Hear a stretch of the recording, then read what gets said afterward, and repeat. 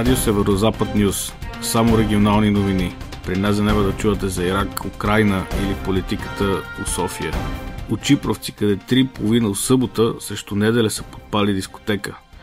Собственик вика, че пожара не бил умишлен, а маора, къде са били там, разправят, че пожара е тръгнал от входа и лаа се тръгнал от нещо, къде някой е фралил там.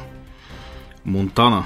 У петък крадец разбивач струшил ключалката на апартамент у Младост. Улезнал е вътре и е взимал 250 лева. Собственика го не е имал дом през това време. И пак у Монтана. У момента още се ремонтира пющада пред ГУМ и у Слънчевата градина. По повод на това кмето рече, че строежите на тия места ще ли свършат до края на септември. Он рече, че било имало проблеми с получаването на пари за асфалтиране на изкопаните, затуране на тръби и улици и затова ремонта не мало да свърши до февруари, а ча май месец. У Монтана улиците са разкопани и колите карат по нафръган у изкопаното чекъл и това струва бая скъпо на шофьорите под формата на спукани гуми и потрошени коли.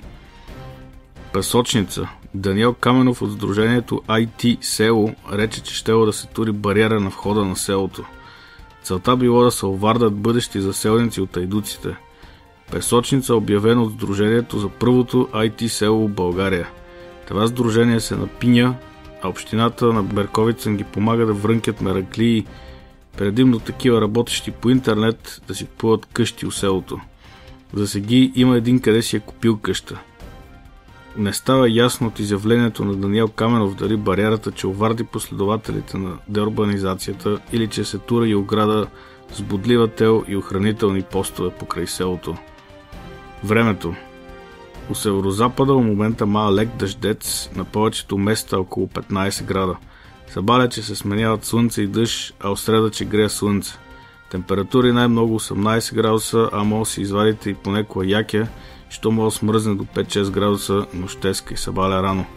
Това бе новините на Радио Северозапад.